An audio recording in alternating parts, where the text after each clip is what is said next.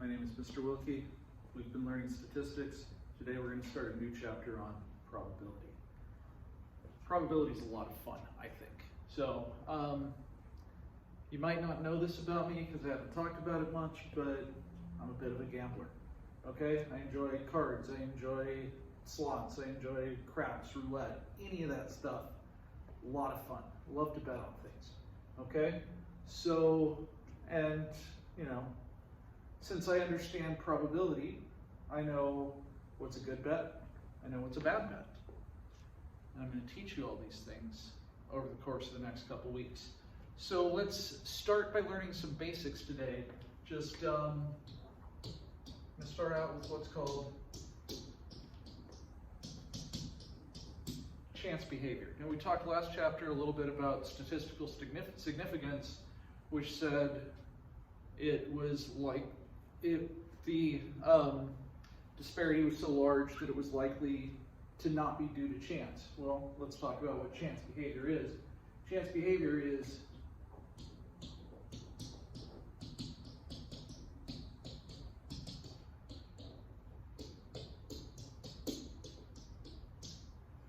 unpredictable in the short run. Okay? So if I'm going to flip a coin, I have no idea what I'm going to get. Well, I have an idea I'm going to get either heads or tails. But I have no idea which one it's going to be. I can guess, but I'll be wrong or right about half the time. Okay? So chance behavior is unpredictable in the short run. In fact, if I said, hey, I'm going to flip a coin 10 times, I want you to write down what you think each one would be, you're probably going to be wrong. On at least some of them. Some of them you might be right on. Okay? But if I said, I'm going to flip a coin 1,000 times, what do you think is going to happen? You're probably going to be pretty close. So, unpredictable in the short run, but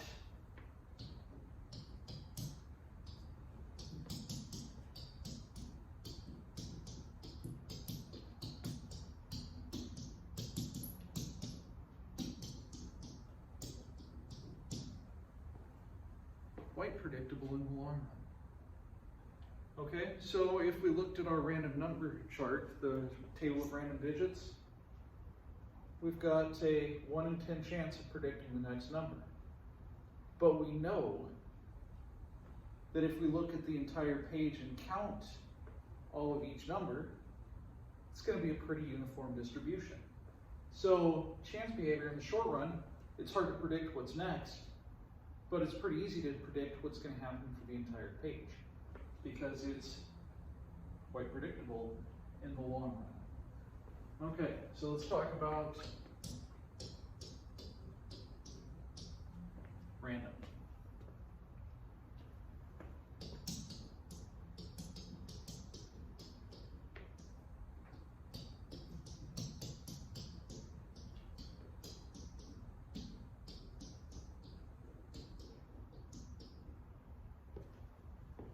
If something's random, the individual outcomes are uncertain. If I'm rolling dice, I don't know what I'm going to roll next, okay? But if I'm rolling 2 dice, I know I'm more likely to roll a 7 than anything else, okay? Individual outcomes uncertain, but once again, in the long run, predictable. Interesting. Okay, so let's talk about what probability is. So probability is the proportion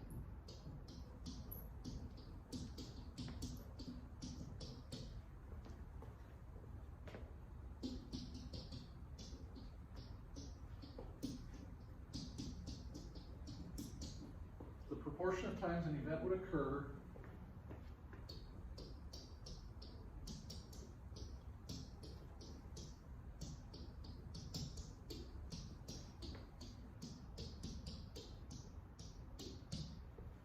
in a long series of outcomes.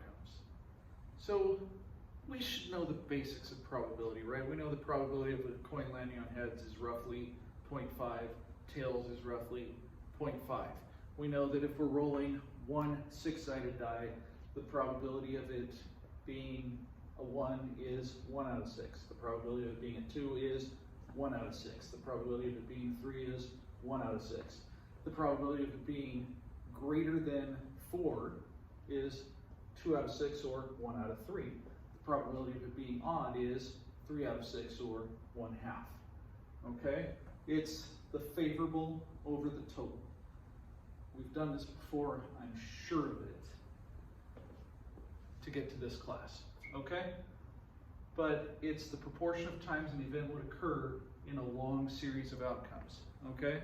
So the probability of it being 1 out of 6 to roll a 1 is because if I were to roll a die a whole bunch of times, the proportion of times a 1 would show up would be 1 out of 6. Okay? The probability of it happening is 1 out of 6. Now, since it's random, who knows what's going to happen in the next rule. Okay? All right, let's talk about the sample space.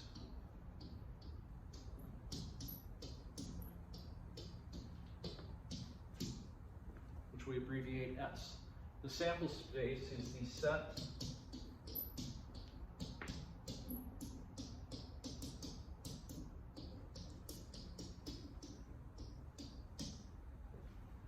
of all possible outcomes. So if it's a coin, it would be heads or tails. One die, it would be 1, 2, 3, 4, 5, 6. Now, if it was 2 coins,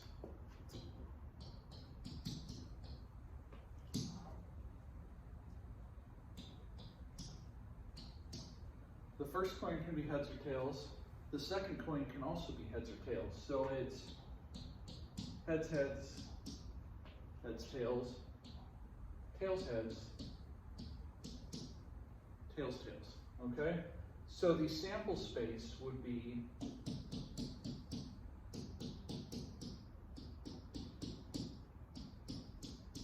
that. Okay? The sample space isn't 2, the sample space isn't 6, the sample space is heads or tails. 1, 2, 3, 4, 5, 6. Here it'd be heads, heads, heads, tails, tails, heads, tails, tails. It's the set of all possible outcomes. Okay? We good? All right. So let's talk about what an event is. An event is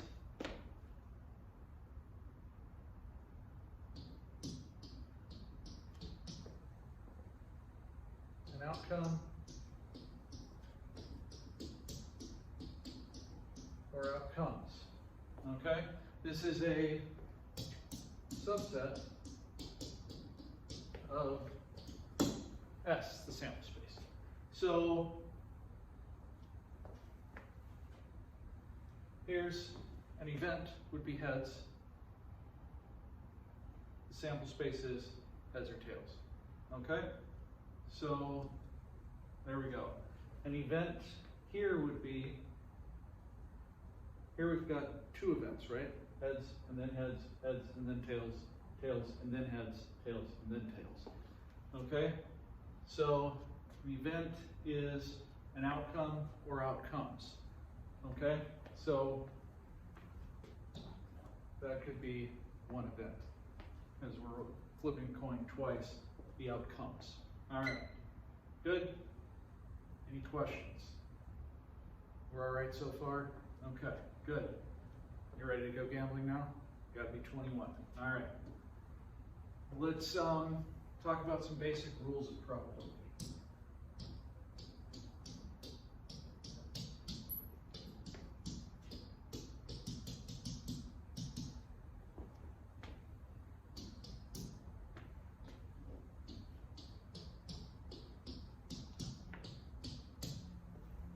So let's talk about what this means. P of A. A is an event. The probability of that event occurring is always between 0 and 1 inclusive. What does it mean to have a probability of 0? means it can't happen. It's never going to happen, okay? If the probability is 0, don't bet on it, okay? If the probability is close to 0, probably don't bet on it, okay? The probability of winning the Powerball jackpot is, I think, 1 in 300-something million. And you can think, oh, but there is a winner, and that's true, there is a winner. There's not a winner very often, that's why the jackpot keeps building up. But there is a winner. However, it's probably not going to be you, because you as an individual, one ticket out of 300 million, if I said guess a number between 1 and 300 million, you probably would not get it right. In fact, you could probably try that over and over and over again, and it would take forever to get it right. And if I kept changing it, you would probably never get it right. Okay? So, there's that. What does it mean to be 1? It's a sure thing. Always happens. All right? Got a great story about a sure thing, which I'll tell you at some point, maybe, if you ask me about it. Anyway, it's pretty funny. So, a sure thing, always bet on it, right? Always bet big on it. It's a sure thing. Like if I were going to bet, I'd say, hey, I will bet you $500,000 that I don't win the Powerball. That'd be a great bet for me, right? Because what's the worst that happens is I win the Powerball and I have to pay you $500,000. Oh well. Either way, I win. Okay? Bet big on a sure thing. Okay. Rule number 2.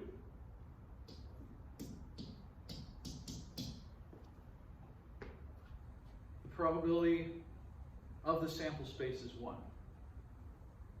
And let's think about it. If we add up all our probabilities, 1/2 plus 1/2 is 1. 1/6 plus 1/6 plus 1/6 plus 1/6 plus 1/6 plus 1/6 is 1. So clearly there's 4 of these, so the probability of getting 2 heads would be 1 out of 4, 1 out of 4, 1 out of 4, 1 out of 4. Okay? What's the probability of getting at least 1 head? Well, 1, 2, 3 ways out of 4, so that'd be 3 out of 4. Probability of getting no heads would be 1 out of 4. 3 out of 4 plus 1 out of 4 is 1. Probability of the sample space is 1. Something's going to happen. It's in the sample space. All right.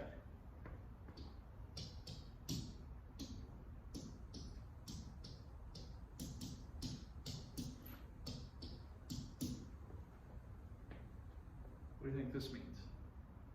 Good, that's right, that's the complement. Probability of A complement is 1 minus the probability of A. This is the probability that A doesn't happen.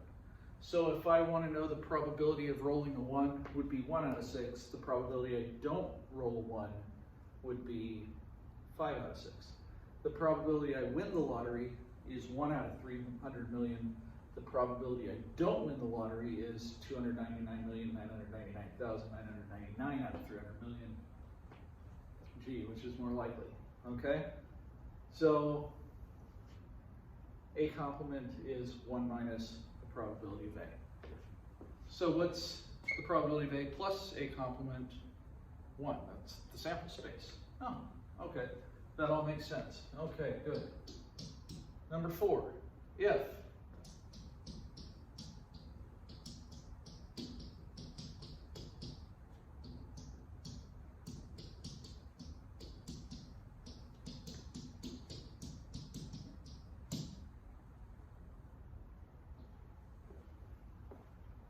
if disjoint or mutually exclusive,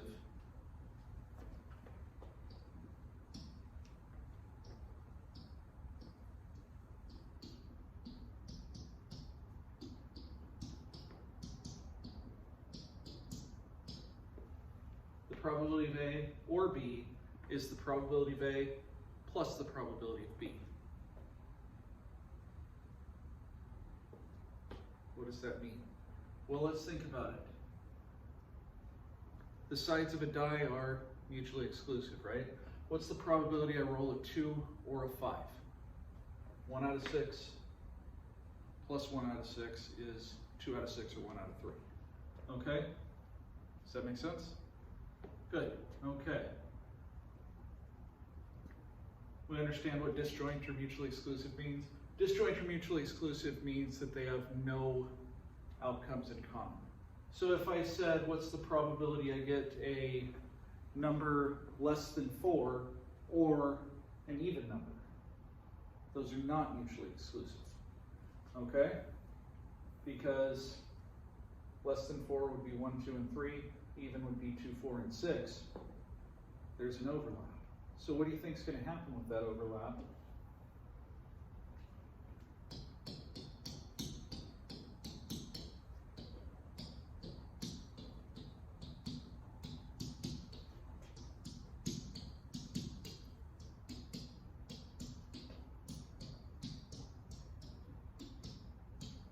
We have to subtract out the overlap. Okay? And we'll get into this more. We'll do some Venn diagrams that'll make it a little bit easier to understand later this week, okay? Just want to get some basics today. All right. Number 5.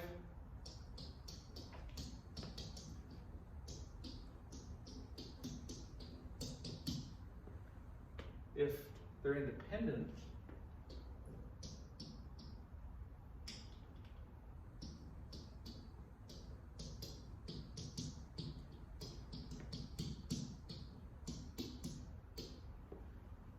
the probability of A and B equals the probability of A times the probability of B. Okay? And that's as far as we're going to get. We're not going to get into dependent today. What does independent mean? Independent means it has no influence on the other. Dice rolls are independent, right? So if I rolled a 3, does it change the probability that I'm going to roll another 3? It doesn't, right? The coin has no, or the die has no memory. Coins have no memory, right? If I flip a coin, it lands on heads. Flip it again, it's going to land on heads or tails, right? But just because it landed on heads last time doesn't mean it's going to land on tails the next time. Okay? There's a game called roulette, which I like to play when I'm in Reno or Vegas. And casinos started making more money when they started showing boards that showed what number, what color had just been picked recently, because people look at it and say, oh, there's been 8 reds in a row, black is due. Or, oh, there's been, 8 reds in a row, red is hot, bet big on red. Well, the casino's goal is just to get you to bet big, because chance behavior is predictable in the long run. So the more you bet, the more they win, because they've got the odds in their favor, okay? All right, so it's independent, so the probability of 2 heads in a row, it's independent, so it'd be 1/2 times 1/2 is 1/4. And what do you know? It's 1/4. Okay? Does that make sense? I hope so. Anybody have any questions? We're going to get a lot deeper into probability. I just wanted to do a basic, hey, let's make sure we understand the definitions. Let's make sure we understand the symbols, and hopefully you do. All right, well, thanks for listening. Thank you to Death Angel for the t-shirt, and yeah, chances are I'll see you again soon. Bye.